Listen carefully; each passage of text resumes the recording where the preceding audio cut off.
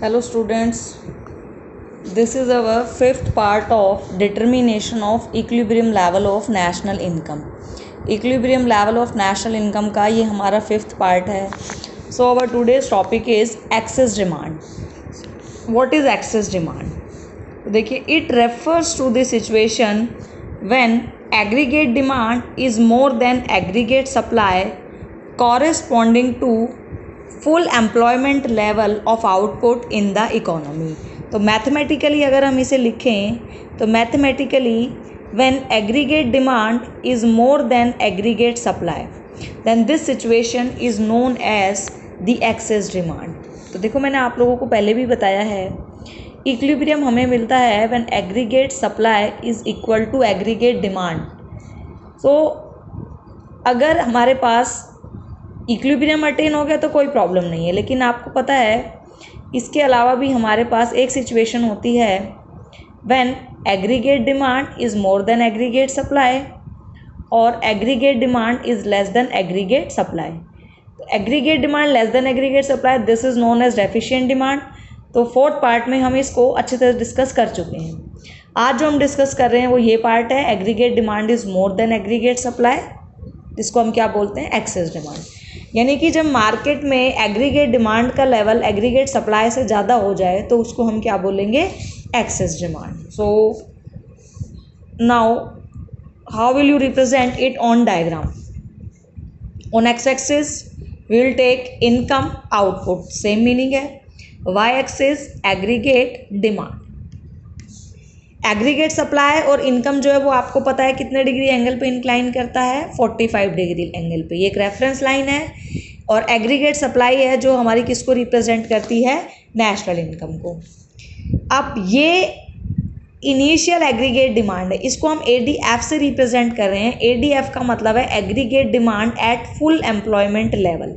Full employment मतलब when all the resources are fully employed. तो देखिए, ये एक पॉइंट है हमारे पास F. तो F वो पॉइंट है जहाँ पर AD is equal to AS हो रहा है और यहाँ पे क्या है, फुल एम्प्लॉयमेंट, यानी कि जितने भी रिसोर्सेज है वो सारे के सारे क्या हो रहे हैं, फुली एम्प्लॉयड है.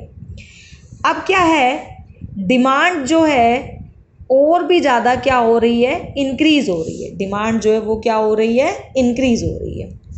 तो देखिए, जब भी डिमांड बढ़ेगी तो आपने देखा ये इनिशियल एग्रीगेट डिमांड का लेवल है. अगर एग्रीगेट डिमांड इंक्रीज़ होती है, कल वाले पार्ट में हमने देखा था कि एग्रीगेट डिमांड का लेवल कम हो रहा था, तो जो एग्रीगेट डिमांड कर्व है वो भी किस तरफ शिफ्ट हो गया था, डाउनवर्ड शिफ्ट हो गया था. आज क्या है, एग्रीगेट डिमांड क्या हो रही है, इंक्रीज़ हो रही है. तो ये जो एग्रीगेट डिमांड का जो कर्व है that will be shift upward. ठीक है, ये अपवर्ड शिफ्ट हो जाएगा. और ये जो है आपका, ये आपका ADO से हम इसको रिप्रेजेंट कर देते हैं, aggregate demand over full employment equilibrium. यानी कि फुल एम्प्लॉयमेंट के लेवल के बाद भी लोगों की डिमांड जो है वो क्या हो रही है, इंक्रीज़ हो रही है. तो ये जो पोर्शन हमने शेड किया हुआ है, ये जो पोर्शन है ये किस चीज़ को रिप्रेजेंट करता है, ये रिप्रेजेंट करता है इन्फ्लेशनरी गैप को. कल हमने देखा डेफिशिएंट डिमांड में हमारे पास जो गैप आया था वो कौन सा गैप था, डिफ्लेशनरी गैप. तो इन्फ्लेशन में और एक्सेस डिमांड में जो गैप आएगा हमारे पास वो कौन सा गैप आएगा, इन्फ्लेशनरी गैप. ठीक है, अब इन्फ्लेशनरी गैप को आप डिफाइन कैसे करोगे, ये देखो आप. तो देखो एक होता है प्लान एग्रीगेट डिमांड, एक क्या होता है, प्लान एग्रीगेट डिमांड, और एक होता है एक्चुअल एग्रीगेट डिमांड. ठीक है, सपोज आपने ये प्लान किया है कि आप किसी भी यूनिट की मार्केट से किसी भी कमोडिटी की 100 यूनिट्स परचेज करोगे. कितनी यूनिट्स परचेज करोगे, 100. लेकिन हुआ क्या, मार्केट में जाके किसी भी रीज़न से लगाओ आपने 100 की बजाय जो है 120 यूनिट्स परचेज कर ली. कितनी यूनिट्स परचेज कर ली, 120. 100 यूनिट्स आपको परचेज करनी थी और आपने कितनी यूनिट परचेज कर ली, 120. यानी कि जो आपकी प्लानिंग थी वो थी 100, लेकिन एक्चुअल जो हुआ वो आपकी प्लानिंग से क्या हो गया, ज़्यादा हो गया. ठीक है, तो यही है, ये जो फुल एम्प्लॉयमेंट हम ADF की बात कर रहे हैं, ये है आपकी प्लान एग्रीगेट डिमांड, कि ये आपने क्या की है, प्लान की है. लेकिन एक्चुअल जो है आपकी वो प्लान से क्या हो गई, ज़्यादा हो गई। यानी कि ये जो ओवरफुल एम्प्लॉयमेंट है आपका, ये आपका क्या है, एक्चुअल एग्रीगेट डिमांड। तो what will be inflationary gap? It is a gap by which actual aggregate demand exceeds aggregate demand required to achieve full employment level of output equilibrium। यानी कि जब एक्चुअल एग्रीगेट डिमांड जो है उस aggregate demand से ज़्यादा हो जाए जो कि रिक्वायर्ड है इकोनॉमी में क्या मेंटेन करने के लिए, फुल एम्प्लॉयमेंट लेवल मेंटेन करने के लिए, उसी को हम क्या बोल देते हैं, इन्फ्लेशनरी गैप। तो यहाँ पे जो ये EF है, EF जो है in this diagram EF represent inflationary gap। EF जो है वो किसको रिप्रेजेंट कर रहा है, inflationary gap को। now what are the reasons, or you can say what are the reasons of excess demand in the economy। Economy में जो ये डिमांड का लेवल बढ़ रहा है, इसके रीज़न क्या है, ये क्यों बढ़ रहा है? तो देखो कल की वीडियो में हमने डिस्कस किया था कि एग्रीगेट डिमांड का जो लेवल है वो डिक्रीज़ क्यों हो रहा है, ठीक है। तो वहाँ पे हमने कुछ रीजंस देखे थे, यहाँ पे भी हम वही रीजंस देखेंगे क्योंकि एग्रीगेट डिमांड के कंपोनेंट तो सेम रहेंगे, expenditure, investment expenditure, government expenditure and net export. तो वहाँ हमने देखा कि भाई डेफिशिएंसी ऑफ डिमांड है, एग्रीगेट डिमांड का लेवल कम हो रहा है, तो कहीं ना कहीं इन सारे फैक्टर्स में क्या आ रही होगी, कमी आ रही होगी, ठीक है। लेकिन यहाँ पे उल्टा है, यहाँ पे एग्रीगेट डिमांड का लेवल जो है वो क्या हो रहा है, इंक्रीज हो रहा है। तो अब एग्रीगेट डिमांड का लेवल कब इंक्रीज होगा, जब कहीं ना कहीं इन सभी फैक्टर्स में क्या हो रहा हो, इंक्रीज हो रहा। तो सबसे फर्स्ट है rise in propensity to consume, यानी कि लोगों की जो खर्च करने की जो प्रवृत्ति है वो क्या हो रही है, इंक्रीज हो रही है, ठीक है। लोग जो इनकम अर्न कर रहे हैं उसमें से जो कंजम्पशन एक्सपेंडिचर है वो बहुत ज़्यादा कर रहे हैं।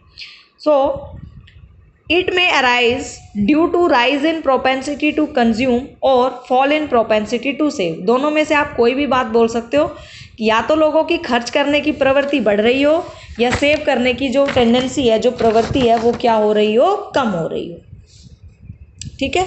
तो यहाँ पे आप देखोगे कंजम्पशन एक्सपेंडिचर का लेवल बढ़ेगा तो अल्टीमेटली ये इफेक्ट करेगा किसको, एग्रीगेट डिमांड, और एग्रीगेट डिमांड का लेवल भी क्या हो जाएगा, इंक्रीज हो जाएगा। उसके बाद मैंने आपको बताया था टैक्सेशन, वहाँ पर टैक्सेशन क्या हो रहे थे, इंक्रीज हो रहे थे। यहाँ पे टैक्सेशन क्या हो रहे हैं, रिडक्शन इन टैक्सेस।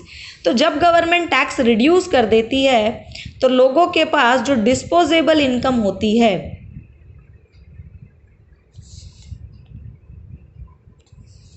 लोगों के पास जो डिस्पोजेबल इनकम होती है वो क्या होती है, ज़्यादा होती है। डिस्पोजेबल इनकम ज़्यादा होने से जो परचेजिंग पावर है वो क्या हो जाती है, इंक्रीज हो जाती है, ठीक है। So that's why due to increase in purchasing power level of aggregate demand increase in the economy. When taxes are reduced, the disposable income of the households increases and hence AD rises. Disposable income बढ़ेगी तो aggregate demand का level भी क्या हो जाएगा, बढ़ जाएगा। After that increase in government expenditure. Government अगर अपने खर्चे को बढ़ा दे, गवर्नमेंट वो खर्चा जो कंजम्पशन एक्सपेंडिचर पे कर रही है और जो इन्वेस्टमेंट पे कर रही है वो अगर ओवरऑल इंक्रीज हो जाता है तो आप देखोगे कि गवर्नमेंट एक्सपेंडिचर भी एक इम्पॉर्टेंट कंपोनेंट है एडी का। तो जैसे ही गवर्नमेंट एक्सपेंडिचर बढ़ता है एग्रीगेट डिमांड का लेवल भी इकोनॉमी में क्या होगा, इंक्रीज होगा। Increase in government expenditure, rise in government demand for goods and services due to increase in public expenditure will also result in excess demand, ठीक है। गवर्नमेंट की डिमांड अगर बढ़ती है गुड्स एंड सर्विसेज के लिए भी तो भी ओवरऑल जो इम्पैक्ट है वो किसके ऊपर पड़ेगा, एग्रीगेट डिमांड पे। अगर गवर्नमेंट एक्सपेंडिचर को बढ़ाती है तो एग्रीगेट डिमांड इंक्रीज हो जाएगी, अगर कम करती है तो एग्रीगेट डिमांड का लेवल क्या हो जाएगा, कम हो जाएगा। Increase in investment, investment expenditure को अगर बढ़ा दिया जाए, ठीक है। क्यों बढ़ा रहे हैं, बिकॉज जो प्रोड्यूसर्स है वो सोच रहे हैं मार्केट में जो एक्सपेक्टेड जो रिटर्न है उनके, वो जो सोच रहे हैं कि इस रिटर्न जो हमें मिलेंगे वो बहुत अच्छे होंगे, ठीक है। या जो रेट ऑफ इंटरेस्ट उन्हें मिल रहा है वो आपका क्या हो, कम हो। यानी कि देखो या तो वो इन्वेस्ट करेंगे या वो सेव करेंगे। अगर प्रोड्यूसर्स को रेट ऑफ इंटरेस्ट कम मिलता है तो रेट ऑफ इंटरेस्ट कम मिलेगा तो वो उस जगह इन्वेस्ट करेंगे जहाँ पे रिटर्न्स जो उन्हें अच्छे मिलने की एक्सपेक्टेशंस, ठीक है। तो मार्केट में पैसा आएगा, इन्वेस्टमेंट बढ़ेगी, और आप देख सकते हो इन्वेस्टमेंट एक्सपेंडिचर एक इंपॉर्टेंट कंपोनेंट है।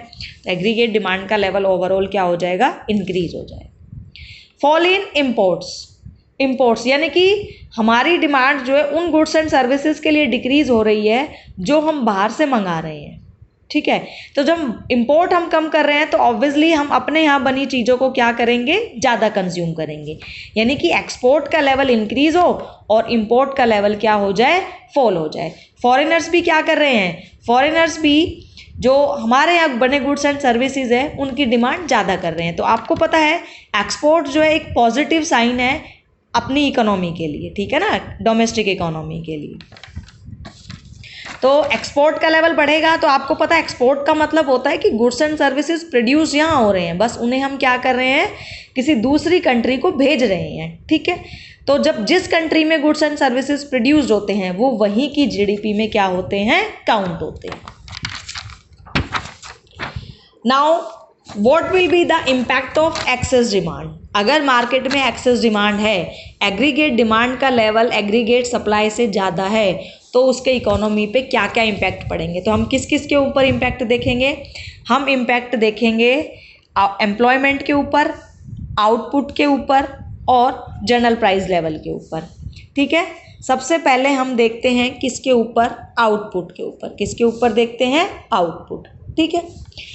तो देखो excess demand has no effect on output as economy is already existing or operating at full employment level।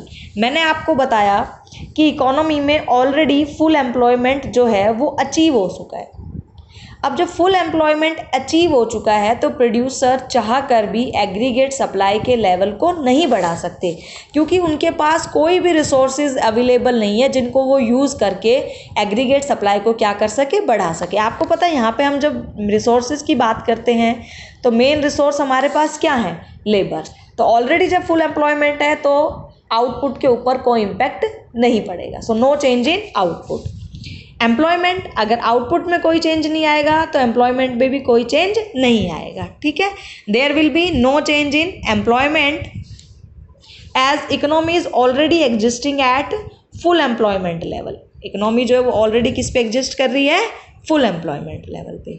तो मेन जो इम्पैक्ट पड़ेगा वो किसके ऊपर पड़ेगा, सिर्फ प्राइस लेवल के ऊपर। किसके ऊपर पड़ेगा, प्राइस लेवल। अब देखिए आप एम्प्लॉयमेंट को आप चेंज नहीं कर सकते, ठीक है। आप एम्प्लॉयमेंट चेंज नहीं होगा तो आउटपुट के अंदर कोई चेंज नहीं आएगा।